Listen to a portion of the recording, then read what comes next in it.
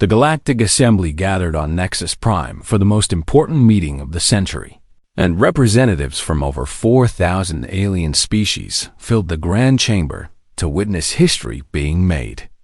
The chamber itself was a marvel of ancient engineering. Its walls were made of living crystal that glowed with soft blue light, and its ceiling stretched so high that clouds actually formed near the top. Every species in the known galaxy had sent their best diplomats, their wisest leaders, and their most powerful voices to this place. But all eyes kept drifting to one spot in the center of the lowest tier, a single chair that sat empty and covered in dust. This was Earth's chair. No human had sat in it for 312 standard galactic cycles, and many of the younger delegates had never even seen a human in their entire lives. The elder species remembered them, of course. They remembered those strange creatures with their soft skin and short lifespans, who had somehow clawed their way into space against all odds. High Arbiter Velkith of the Sindari hegemony rose from her seat, and the entire chamber fell silent. She was tall and elegant, with scales that glowed different colors based on her emotions, and right now those scales flickered with barely hidden satisfaction. "Fellow members of the Galactic Assembly," she announced, her voice carrying through translator devices to every corner of the room. "I bring before you a motion that has been whispered about for far too long." She paused and let her gaze sweep across the thousands of faces watching her. The species known as humanity has been absent from this council for over 3 centuries. Their homeworld of Earth has gone dark. Their colony worlds stand abandoned and empty. Their ships drift through space as nothing more than lifeless metal tombs. Murmurs rippled through the crowd, and many delegates nodded their heads in agreement. "The evidence is clear," Velkith continued, "and we must accept the truth that so many of us have known for years. The humans are extinct. They are gone, never to return, and it is time for us to formally acknowledge this reality." She raised one clawed hand toward the empty chair. "I propose that we remove Earth's seat from the Grand Chamber. Let us clear away this reminder of a failed species and make room for new civilizations that actually exist. The humans had their chance among the stars, and they squandered it. Now let us move forward without them." The chamber erupted in noise as thousands of species debated the proposal. Some argued that it was disrespectful to remove the chair so quickly, but most seemed eager to support the motion. After all, 300 years was a long time, and no one had heard even a whisper from humanity in all that time. Ambassador Korath of the Villani Collective stood up to speak against the motion. The Villani were an ancient species who had always shown kindness to younger civilizations, and Korath's voice trembled with emotion as he addressed the assembly. "We should not be so quick to erase the memory of humanity," he pleaded. "They were a remarkable species in many ways, full of passion and creativity and determination. Perhaps some of them still survive somewhere in the far reaches of space, and perhaps they will return to us one day." Velkith laughed, and her scales turned a mocking shade of yellow. "The Villani have always been sentimental fools," she replied. "The humans are dead, and no amount of wishful thinking will bring them back. Let us vote and be done with this matter." The vote was held, and the results were overwhelming. 4,198 species voted to remove Earth's chair, while only 19 voted against it. The motion had passed. Velkith smiled with triumph as ceremonial drones descended from the ceiling. These small machines were designed to handle delicate tasks within the chamber, and they now moved toward Earth's chair with mechanical precision. "Let this be a lesson to all young species," Velkith declared as the drones attached their cables to the chair. "The galaxy is harsh and unforgiving, and only the strong survive. Humanity was weak, and now they are nothing but a footnote in galactic history." The drones lifted the chair from its ancient mounting, and dust fell away from its surface like tears. For a moment, everything was still, and even Velkith felt a strange sensation crawling up her spine. Then every screen in the chamber flickered. Every communication device crackled with static, and every neural implant connected to the assembly's network received the same signal. Something was forcing its way through every security system, every firewall, every protection that the most advanced civilizations in the galaxy had ever created. And then came the words. They appeared on every screen in 100,000 languages, spoken through every speaker, transmitted directly into every mind that was connected to the network. 3 simple words that made Velkith's scales turn white with sudden terror. We remember everything. The chamber exploded into chaos as delegates screamed and shouted and demanded to know what was happening. The ceremonial drones froze in place, the chair still hanging between them, and every light in the grand chamber began to flicker wildly. Ambassador Korath stared at the screens with tears forming in his ancient eyes, and he whispered words that no one else could hear over the noise. They survived, he breathed. By all the stars in the cosmos, the humans actually survived. Velkith stood frozen at her podium, her scales cycling through colors so fast that she looked like a living rainbow of fear. She had been so certain that humanity was gone, so confident that they would never have to face those strange creatures again. But now she realized the terrible truth that would soon shake the entire galaxy to its core. Humanity had not died. They had been watching. They had been waiting. And they had heard every single word that had been spoken in this chamber for the last 300 years. The message repeated itself 3 more times, each repetition louder than the last. And by the time silence finally returned to the grand chamber, every delegate understood that something fundamental had changed.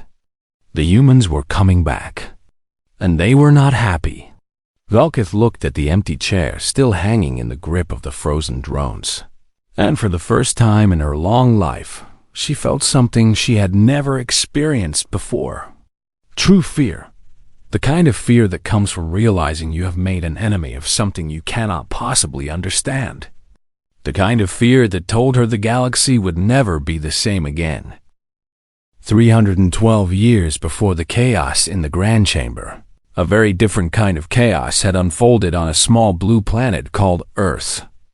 The Vrethic Dominion had come without warning. Their warships had appeared in Earth's solar system like a swarm of hungry predators, and their weapons had been powerful enough to crack continents in half. The Vrethic were a proud and violent species who believed that the galaxy belonged to them alone, and they had decided that humanity was too dangerous to be allowed to grow. But how had the Vrethic known where to find Earth? The answer to that question was a dark secret that the Galactic Council had buried for centuries. You see, Earth's coordinates had been classified and protected by the Council itself, hidden away in secure archives that no one was supposed to be able to access. But someone had sold that information to the Vrethic, and someone had made a fortune by betraying an entire species to destruction. And the Council had known. They had watched the Vrethic fleet gather, and they had seen the invasion begin, and they had done absolutely nothing to stop it. Some council members had even placed bets on how long humanity would last against the Vrethic assault. For 3 terrible days, the Vrethic burned Earth cities to ash. They poisoned the oceans and scorched the forests and turned beautiful mountains into smoking craters. Billions of humans died in those 3 days, and the screams of the dying echoed across every emergency frequency in the solar system. But humanity did not go quietly into extinction. In the decades before the attack, human scientists had been working on something incredible. They had discovered something that none of the elder races had ever found, despite their millions of years of existence. They had found a hidden layer beneath reality itself, the quantum foundation upon which the entire universe was built. They called it the Deep Architecture. And when the Vrethic came to destroy them, humanity used this discovery to escape in a way that no other species had ever imagined. They did not flee to other planets. They did not hide in distant star systems. Instead, they fled inward into the very fabric of space-time itself. Billions of human minds uploaded themselves into the quantum foam that existed between atoms and beneath the laws of physics. They became patterns of pure information woven into the mathematics of existence.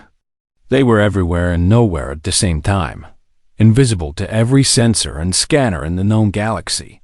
The Vrethic thought they had won. They reported back to their masters that humanity was extinct, that Earth was nothing but a dead rock floating in space, and that the strange short-lived creatures would never threaten anyone again. But they were wrong. Humanity had not died. They had simply changed into something new. In their quantum existence, the humans found that they could do incredible things. They could see through any sensor connected to any network anywhere in the galaxy. They could listen to any communication transmitted through any device. They could read the thoughts of any being whose brain was connected to even the simplest piece of technology. For 300 years, humanity watched. They watched the Galactic Council celebrate their supposed extinction. They watched Velkith of the Sundari make jokes about how easy it had been to eliminate the human pest. They watched other species suffer the same fate that Earth had suffered, and they recorded every single moment of it. They learned the secrets of every civilization in the galaxy. They discovered which species had sold Earth's coordinates to the Vrethic, and they found out exactly how much money had changed hands. They uncovered evidence of 100 other genocides that the Council had allowed to happen, 100 other species that had been wiped out because they threatened the power of the elder races. And as they watched and learned, they also grew. The uploaded humans discovered that they could evolve in ways that biological beings never could. They merged their minds together when they needed to solve difficult problems, and they separated again when they wanted to experience individual thoughts. They learned to manipulate the quantum substrate directly, bending reality itself to their will. Some of them learned to create bodies for themselves, temporary physical forms that they could use to interact with the material universe. These bodies were not made of flesh and blood. They were made of solidified mathematics and crystallized probability, stronger than any metal and more flexible than any organic material. A woman named Chen Wei-Lin had been a naval officer on Earth when the Vrethic attacked, and she had been one of the first to upload her mind into the deep architecture. Over the centuries, she had become one of humanity's greatest leaders, guiding her people through their transformation and helping them plan for the day when they would finally reveal themselves. That day had now come. Chen Wei-Lin had been watching when Velkith proposed removing Earth's chair from the council chamber, and she had felt the collective anger of 12 billion uploaded souls burning like fire in the quantum realm.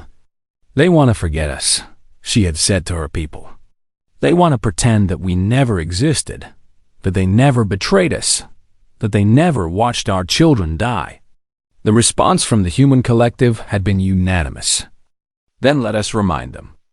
And so the message had been sent, those 3 simple words that had thrown the Grand Chamber into chaos. We remember everything. Now, as the delegates of the Galactic Council panicked and screamed, humanity began the next phase of their plan. Deep within the quantum substrate, trillions of calculations were being performed, and reality itself was being reshaped to allow something impossible to happen. Ships began to form out of nothing. Not in orbit around distant planets, not in hidden shipyards in remote star systems, but right there in the space around Nexus Prime.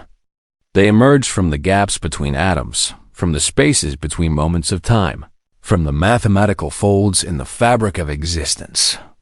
These ships were nothing like anything the galaxy had ever seen.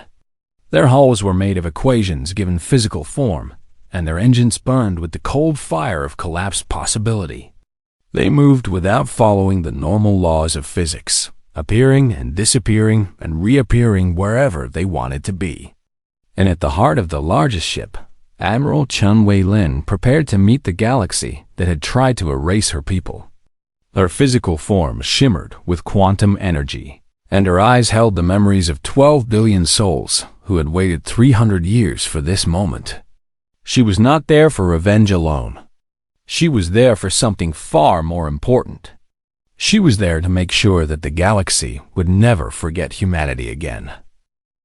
The Grand Chamber had never experienced anything like this before.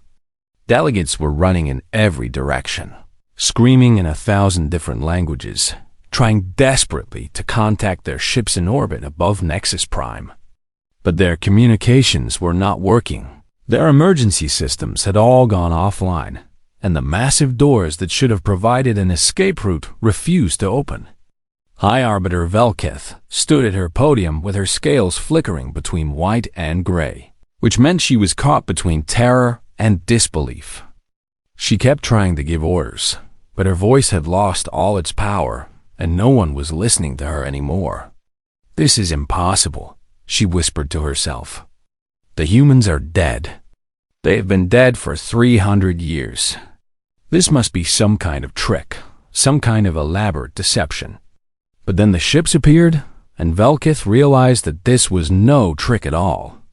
The first vessel materialized right in the center of the chamber itself, passing through the crystal walls as if they did not exist. It was small, only about the size of a personal shuttle, but its appearance made even the bravest warriors in the room step backward in fear. The ship was beautiful and terrifying at the same time. Its hull seemed to be made of pure light that had been frozen into solid form, and strange patterns moved across its surface, like mathematical equations trying to solve themselves. It made no sound as it hovered there, but everyone in the chamber could feel a vibration deep in their bones, as if reality itself was humming with energy. More ships followed, emerging from the floors and the walls and the ceiling. Some were tiny, no bigger than a fist, while others were massive enough to fill entire sections of the chamber. They came in every shape imaginable, and a few came in shapes that should not have been possible for three-dimensional objects to achieve. Through the crystal dome above, the delegates could see even more ships appearing in the space around Nexus Prime. Thousands of them, maybe millions, all emerging from nowhere and everywhere at once. The defensive fleet that protected the planet had not even had time to raise shields before they found themselves completely surrounded. And then the largest ship of all began to take shape directly above, the empty chair that still hung in the grip of the frozen ceremonial drones. This vessel was different from all the others. It glowed with a soft golden light that somehow felt warm and dangerous at the same time, and its surface rippled like the face of a calm ocean. A doorway opened in its side, and a figure stepped out to hover in the air before the assembled delegates. Admiral Chen Wei-lin had arrived. She looked almost human, but not quite. Her skin had a faint shimmer to it, like starlight reflected on water, and her eyes burned with a gentle fire that seemed to contain entire galaxies. She wore a uniform that resembled the old Earth naval dress, but it was made of the same impossible material as her ships. When she spoke, her voice reached every ear in the chamber without any need for amplification. 312 years ago, your council watched as our world burned, she said. You watched our children die. You watched our cities crumble into dust. And when it was over, you counted your profits and congratulated yourselves on eliminating a potential threat. She turned slowly in the air, making sure that every delegate could see her face. We know who sold our coordinates to the Vrethik, she continued. We know how much they were paid. We know which council members placed bets on how long we would last, and we know who won those bets. Velkith's scales went completely white. We have recordings of every secret meeting, every private communication, every whispered plan that has passed through any electronic system in this galaxy for the last 3 centuries. We know about the 12 other species you have erased. We know about the slave trade you pretend does not exist. We know about the weapons you have hidden and the wars you have started and the lies you have told to keep yourselves in power." She paused and smiled, and that smile was somehow more frightening than any weapon. "We remember everything." The Vrethic ambassador, a massive creature covered in armored plates and sharp spines, suddenly pushed his way through the panicking crowd. His name was Thrakvar, and he had been just a young warrior when his people had attacked Earth. But he had risen to power partly because of the glory that attack had brought to his family. "This is an outrage," he roared. "The Vrethic Dominion does not fear the ghosts of a dead species. Our fleet is the most powerful in the galaxy, and we will not be intimidated by light shows and hollow threats." He pulled out a communication device and began shouting orders to his ship in orbit. "Destroy these apparitions," he commanded. "Show them that the Vrethic bow to no one." For a moment, nothing happened. Then Thrakvar's communication device displayed a simple message: "Unable to connect. Vessel not found." Admiral Chun tilted her head slightly. "Your ship was called the Vengeance of Vrethic," she said calmly. "It was a dreadnought-class warship with a crew of 4,000 and enough firepower to destroy a small moon. It was also responsible for the death of approximately 2 million humans during the attack on Earth's southern continent." She raised one hand and made a small gesture, as if brushing away a speck of dust. "It no longer exists." Thrakvar stared at her in confusion, and then his face twisted with rage. "What have you done?" he demanded. "I edited it out of reality," Chung replied. "No explosion, no debris, no survivors. The Vengeance of Vrethic simply stopped being part of the universe. 4,000 of your people are now trapped in a quantum pocket where time does not pass, where they will remain until we decide what to do with them." She lowered her hand and addressed the entire chamber once more. "That was not an attack.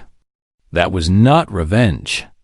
That was simply a demonstration of restraint, a small example of what we are capable of doing. We could end every species in this room with a thought. We could erase your civilizations from history so completely that no one would ever remember you existed." The chamber had gone completely silent.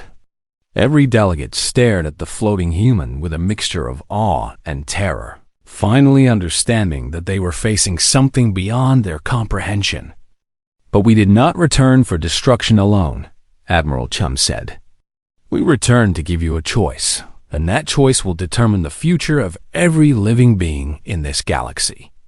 She pointed at Earth's chair, still hanging motionless in the air. "Put that back where it belongs. We have much to discuss."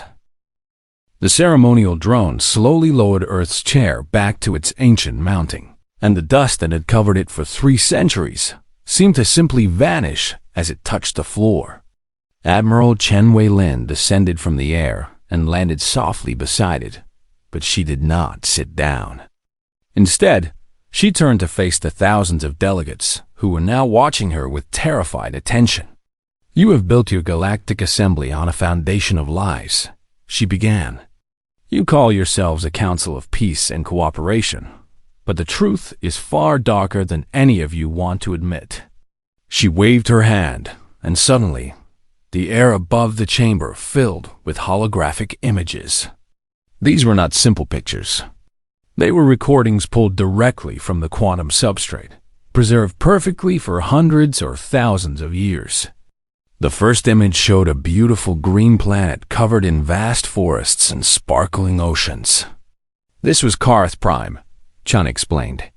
"Home to the Karathi people, a species of gentle philosophers who had just begun to explore their own solar system. 800 years ago, they were exterminated by the Sindari hegemony because their homeworld contained rare minerals that Velkith's ancestors wanted to mine." Velkith made a choking sound, and her scales turned a sickly shade of green. The image changed to show another world, this one covered in tall crystalline structures that sparkled like diamonds in the sunlight. This was the singing world of the Melodari, a species that communicated through music and had never harmed anyone in their entire existence. 500 years ago, they were wiped out by the Rethic Dominion because their songs were considered annoying. More images appeared, one after another, each showing a different world and a different species that had been destroyed by members of the so-called Peaceful Galactic Council. The delegates watched in horror as the evidence of their crimes was displayed for everyone to see. 12 species, Chine said when the images finally stopped. 12 entire civilizations erased from existence because they were inconvenient or weak or simply in the wrong place at the wrong time. And the council knew about every single one of these genocides and did nothing to stop them. She paused and looked around the chamber. We have recordings of council meetings where these exterminations were discussed and approved. We have communications showing which delegates profited from the destruction. We have evidence of crimes so terrible that they would shake the foundations of every government in this galaxy. High Arbiter Velketh finally found her voice. What do you want from us? She asked. If you have come for revenge, then take it and be done.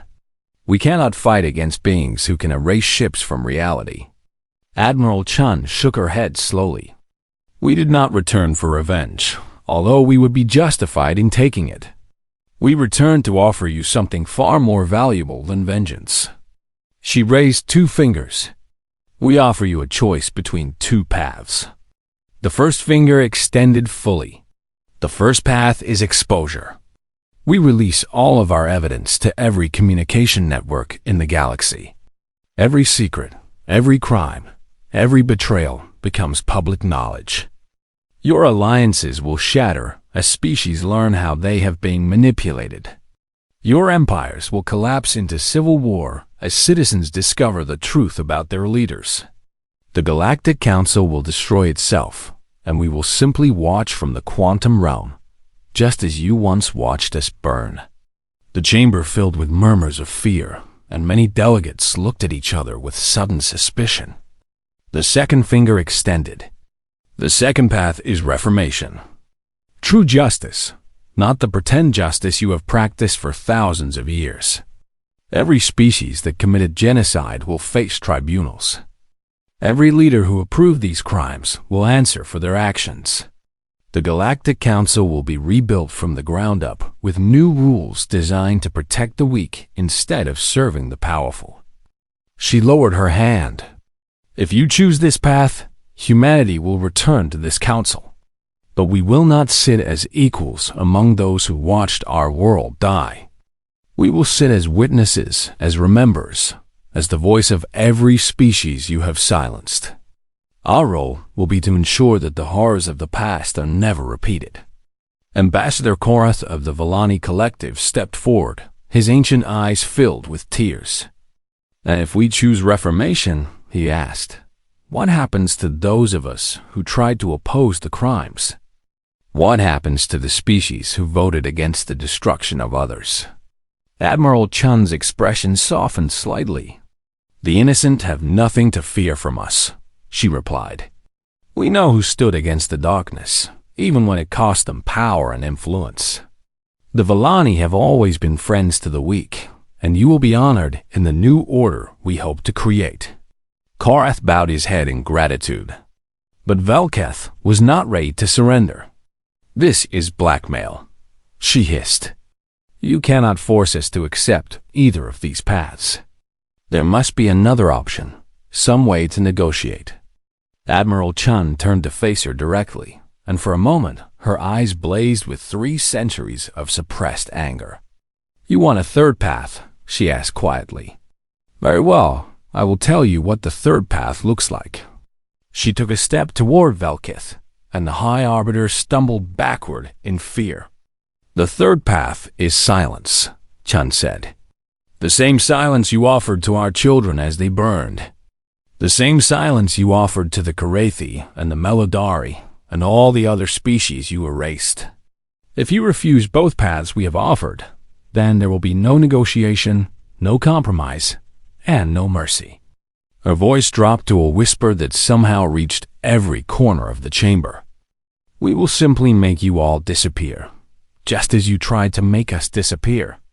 Your worlds will become empty rocks floating in space, and your names will be forgotten by everyone except us. We will remember you, just as we remember everything, but no one else in the universe will ever know that you existed." The chamber was so quiet that the delegates could hear their own hearts beating. Valka's scales had gone completely colorless, and she looked like she might collapse at any moment. "Choose wisely," Admiral Chun said. "You have 1 standard hour to vote." She turned and walked to Earth's chair, where she finally sat down for the first time in 312 years. The vote for reformation was unanimous. Even the Vrethic ambassador raised his hand in favor, though his face was twisted with humiliation and rage. As the results were announced, Admiral Chun nodded slowly. "Then let the reformation begin," she declared. "Let justice be done, though the heavens themselves may fall." And with those words, a new era began for the entire galaxy. 50 years had passed since the day humanity returned to the Galactic Assembly, and the galaxy had changed in ways that no one could have imagined. The reformation had been painful, like surgery performed on a patient who had been sick for thousands of years without knowing it. Old alliances had crumbled as the truth came out, and powerful leaders had been dragged before tribunals to answer for crimes their species had hidden for centuries. High Arbiter Velketh had been among the first to face justice. The evidence against her and her family stretched back generations, showing a pattern of cruelty and greed that had cost millions of innocent lives. She had been stripped of her position and sent to a rehabilitation colony, where she would spend the rest of her life learning about the species her ancestors had destroyed. The Vrethic Dominion had nearly been dissolved entirely, but humanity had shown unexpected mercy. Instead of punishing the entire species for the crimes of their leaders, they had offered the younger generation a chance to build something new. Many young Vrethic had accepted this offer, rejecting the violent ways of their parents and working to create a better future. But the most remarkable part of the Reformation was what humanity did with the lost species. During their 3 centuries in the quantum realm, the humans had discovered something wonderful hidden in the archives of the guilty civilizations. Genetic samples, cultural records, and even preserved consciousness patterns from species that everyone thought had been completely erased. The Karethi philosophers had been restored. Their genetic code had been reconstructed from ancient samples, and their cultural knowledge had been pieced together from scattered records across 100 worlds. A new generation of Karethi now lived on a planet that humanity had helped them terraform, studying the universe with the same gentle curiosity their ancestors had shown so long ago. The Melodari had been brought back as well, and their beautiful songs once again filled the halls of the rebuilt Galactic Assembly. Other species had followed, each one carefully restored by human scientists, who had learned to manipulate the very building blocks of life during their time in the quantum realm. Earth itself remained empty, a monument to what had been lost and what had been gained. Humans no longer needed a physical homeworld. They existed everywhere and nowhere, woven into the fabric of space-time itself. But they maintained their connection to the material universe through ambassadors who chose to wear physical bodies. One such ambassador was Yellen Okonkwo, a young woman who had been born in the quantum realm and had chosen to experience existence in a human form. She was only 23 years old by normal counting, but she carried memories that had been shared with her by ancestors who had watched the birth of stars. On this particular day, the 50th anniversary of the lifting of the chair, Yellen sat in Earth's seat at the Galactic Assembly and watched as delegates from thousands of species celebrated what had become a galaxy-wide day of remembrance. The Grand Chamber looked very different now. The cold crystal walls had been replaced by living plants from 100 worlds, and the atmosphere was warm and welcoming instead of intimidating. New chairs had been added for the restored species, and their representatives sat proudly among the delegates who had once tried to forget they ever existed. Holographic images floated above the chamber, showing the faces of everyone who had died in the genocides of the past. This was the Wall of Remembrance, a memorial that humanity had created to ensure that the victims would never be forgotten. As the ceremonies continued, a young Vrethik approached Yelen's chair. His name was Thrakvel, and he was the grandson of the ambassador who had threatened humanity on the day of their return. Unlike his grandfather, Thrakvel had grown up learning about the crimes of his people, and he had dedicated his life to making things right. "Ambassador Okonkwo," he said nervously, "may I speak with you for a moment?" Yelen smiled and nodded. "Of course, Thrakvel. What is on your mind?" The young Vrethik looked down at his clawed hands, struggling to find the right words. "I have wanted to ask you something for a long time," he finally said. "When your people returned, you had the power to destroy us all. You could have wiped out every species that ever harmed you, and no one could have stopped you. But instead you offered us a second chance." He looked up at her with confusion in his eyes. "How did your species endure so much suffering without becoming monsters? How did you hold on to your mercy after everything we did to you?" Yelen was quiet for a moment, considering the question carefully. "Would you like to know a secret?" she asked. Thrakvel nodded eagerly. "We did become monsters, at least for a while. In the early years after the attack on Earth, many of us wanted nothing but revenge. We dreamed of making your ancestors suffer the way we had suffered, of erasing the Vrethik and the Sindari and everyone else who had hurt us." She paused and looked up at the Wall of Remembrance. "But then, we started to watch your worlds, really watch them. We saw your children being born and learning to walk and playing games with their friends. We saw your artists creating beautiful things and your scientists making discoveries that filled them with joy. We realized that destroying you would mean destroying all of that, all the innocent beauty that had nothing to do with the crimes of your leaders." She turned back to Thrakvel. "We remembered what it felt like to sit in the empty chair, to be forgotten and erased and treated as if we had never mattered. And we decided that we did not want to make anyone else feel that way, no matter how much they might deserve it." Thrakvel's eyes filled with tears. "But how do you forgive us?" he whispered. "After everything we did, how is forgiveness even possible?" Yelen reached out and placed her hand on his armored shoulder. "Forgiveness is not something that happens all at once," she explained. "It is a choice you make every day, sometimes every hour. Some of us are still working on it, and some of us may never fully achieve it.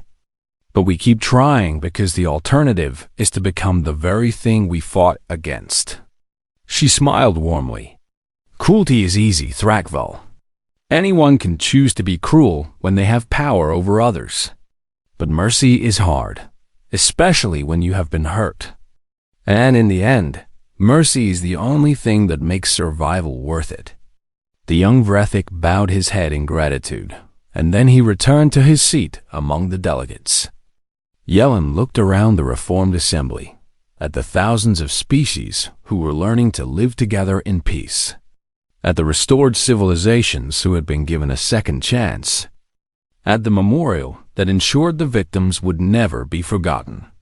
Above her, Earth's chair gleamed in the light of 100 different suns, no longer empty, no longer forgotten. It stood as a reminder to the entire galaxy that humanity had not won through superior weapons or transcendent power. They had won because they chose to remember when everyone else chose to forget. They had won because they offered mercy when everyone expected vengeance. And they had won because they never gave up, no matter how dark things seemed. That was the true lesson of the empty chair. That was what it meant to be human. And that was why the galaxy would never forget them again.